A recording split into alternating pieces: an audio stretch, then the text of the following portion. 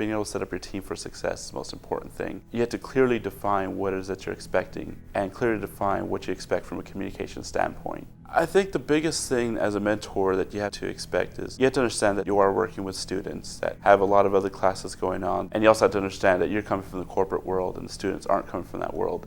The constraints that I have to consider for the project is the time frame, how much we can do during one semester time frame. And another constraint is the capability of the students.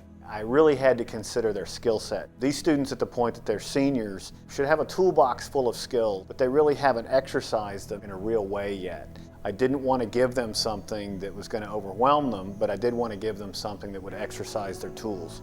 The other thing that I felt like was important that I didn't learn when I was in university was the real engineering process. And what I required our team to do was actually define our requirements, to give me a compliance matrix, do a firm schedule, do a firm list of deliverables. I taught them how to do trade studies. We have a formal tool that we used. The whole first semester was basically just laying out what they were going to do the second semesters. The biggest challenge for a project's success is students getting into the project as quickly as possible. Ideate, create, work up multiple solutions that might be likely to succeed. Students are younger generations and they may have different perspectives. So we need to listen to them and support their ideas, let them feel that they are working on their own ideas, and to encourage them to be innovative.